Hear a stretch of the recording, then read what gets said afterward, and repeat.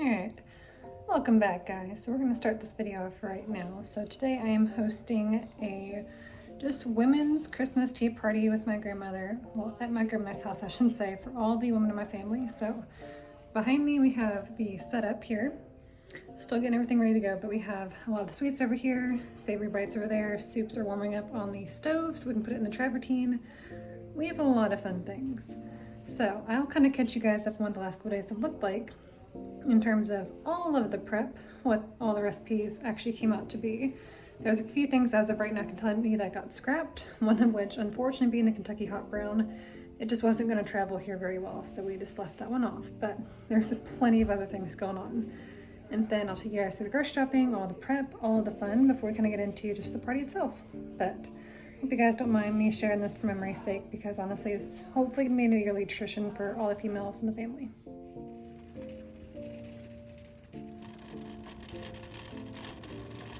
So we are back home now with a whole car full of groceries for this weekend's festivities, and some of which of course just for our own personal groceries and dog food, but there is probably easily 9+ bags just for this little party for 9 people.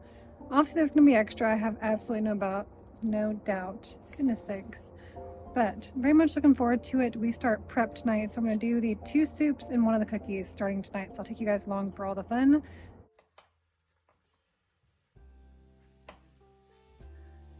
First up, we have the Russian tea cakes. These are also known as snowballs or wedding cookies. I would almost describe them as a nutty shortbread in a sense that you roll, of course, in powdered sugar and some other toppings as desired. So that was the first thing I wanted to work on, and then in the meantime I was cooking down all the butternut squash to make a little savory butternut squash soup. But that was kind of in between me running up and down the stairs to get the cakes in and out of the oven, and then of course coating them in the little powdered sugar cinnamon topping that I was doing. But we did actually end up having snow this night, so you know of course that we have to take a break just to go and watch and admire the snow falling.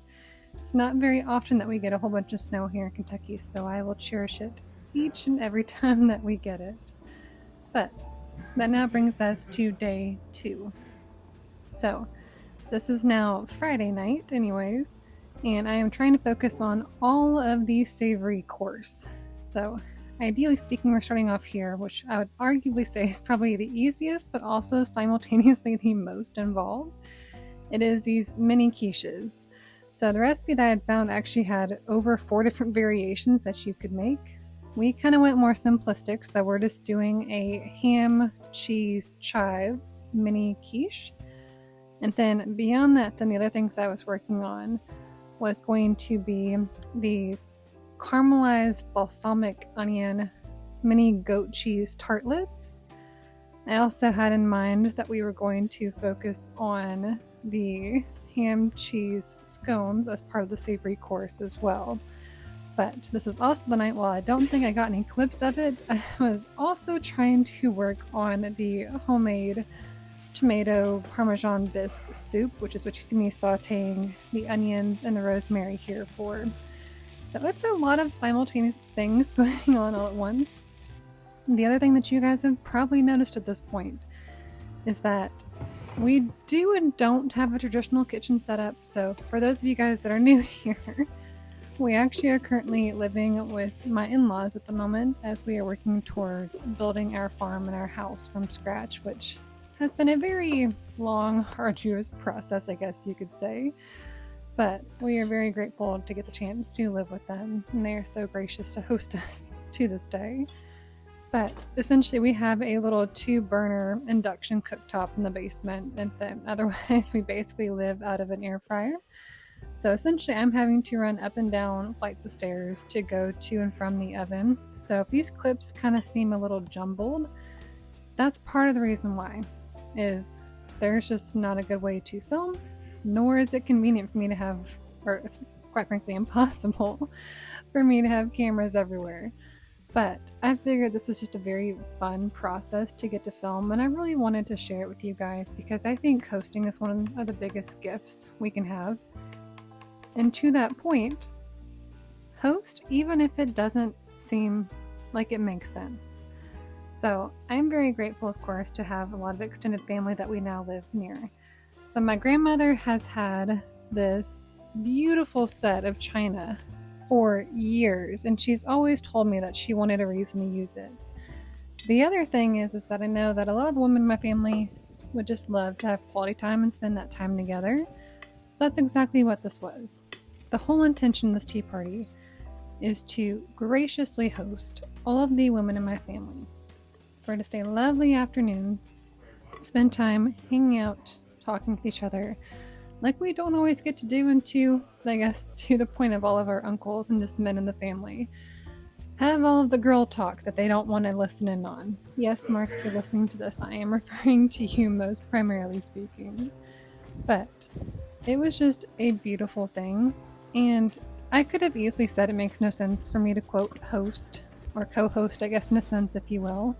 We obviously don't have a home of our own, but to that same point, potentially if you're listening to this, you might have a friend, a family member, you might have a local park, whatever it might be, quite frankly, around you that you could consider utilizing for hosting purposes, or also, again, reach out to friends and family. You'd be surprised when people are willing to open up their home, but they just don't feel as though they have the time to maybe do all the prep work. Maybe that's where you come in. So in this case, that's pretty much what my scenario was. My grandmother has a gorgeous house that I have loved dearly since I was a kid. Not to mention this lovely dining room setup that she always loves to host us in. So that's what we did. I offered and asked rather if she would be open to me utilizing her house to host this women's Christmas tea party. And she very quickly, of course, said yes. She loves anything girly and festive such as this. And so automatically it was a yes, and it was on the calendar. And so next thing you know, I'm coming up with this very ornate, I guess, to some people's idea, menu for the tea party, because I enjoy cooking. It's fun for me. And I think that maybe comes across here with all the different recipes I was trying to do by myself. But the whole point that I kind of long-windedly put here was to graciously host. The memories and that time spent with friends and family will always be worth it. But moving on now, so we are now on to Saturday. Our party was on Sunday. So I had a very, very full day of work this day and some other things I had going on pretty much the entirety of that early morning. Primarily spending time with the family members that aren't attending this, and then to actually meeting with my mother and then my aunt, because it was recently my mom's birthday at the time of filming this. And so we were going out to have a whole little day together. But that evening, and I mean very late that evening, probably 10, 11 p.m. at night, I was up there in the in-laws' kitchen baking these little citrus tea cakes. They were absolutely amazing. So what these are, and again, I'll have all the recipes linked for everything down below, so if you want to recreate this, or if you look at some of the recipes and you're like, that sounds interesting, you can certainly look them up and try them. But this was a little citrus mini cake. So essentially it was yellow cake that you then dip into essentially like orange juice and lemon juice, kind of like a frosting. And then you put these caramelized toasted almonds, or nuts of choice rather, on top. I also liked to kind of make some little mini bundt cakes, so I made the recipe bigger than I intended for how many people that we had. So I turned them into these gorgeous cakes as well. But that now brings us to the final day / morning of me hosting this party. So there was a lot of things that I had mentioned at the very start of this video that might have gotten scrapped, because I think we had a total of 4 courses. So we had our soup course, our savory course, our sweets course, and our scones course. And then of course there was the teas. So a couple of things that I really wanted to include was, one, the Kentucky hot brown. Obviously that is just a local delicacy around here. I even filmed and recorded me actually making the puff pastries, but then had come to realize that it wasn't going to travel well at all, and there was no good way of me heating it up in time so they would taste good or not be kind of soggy. So we did end up dropping those ones off. The other recipe that did unfortunately not make it, even though I was really very much looking forward to this, was making these apple butter thumbprints. So for the last couple years I've been making homemade apple butter, peach butter, so on and so forth. And I've really been wanting to try out the homemade recipe of apple butter thumbprints. So I kind of found a recipe that I was wanting to make some alterations to make it more what I was looking for. But we just had so many other sweets at this point, it simply just did not make sense, unfortunately, for me to make that as well. So I did leave that off because when it came down to sweets, we had the cakes, we had these Nutella pinwheels, we also had the Russian tea cakes, of course. So there was plenty. Not to mention that one, I made so many scones, as you guys had seen, alongside the savory courses, and so people were largely me full. It was only a party of 9, almost 10 of us, so I think I probably cooked enough food for 20 or more easily. But with that, kind of take you through day of here. So again, had to transfer everything over to my grandmother's house. This is me just simply getting everything back up to temp since it was batch prepped ahead of time, and really just organizing all of the little delicacies so that it was pretty.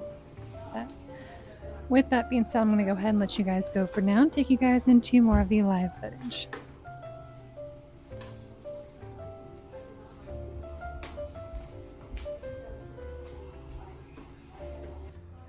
Alright, so we currently have all of the little sweet bites over here. So we start off here. We have our citrus almondine little mini cakes. We have Russian tea cakes.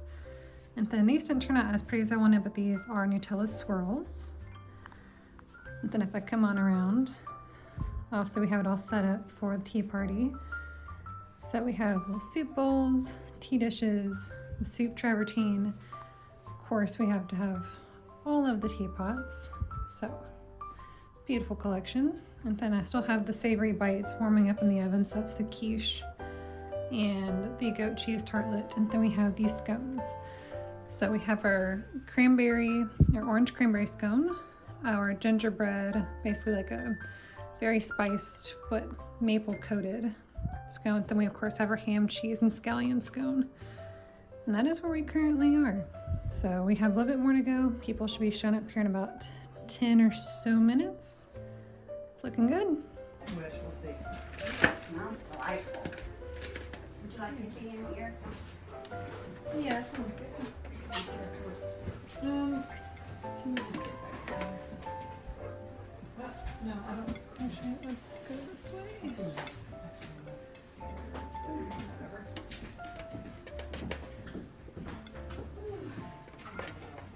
How are you doing, little girl? I'm doing good. Good? Uh-huh. How are you doing? You're doing good. I'm sure there's probably a better way to display that. You got it on the plate. That's all that matters. There?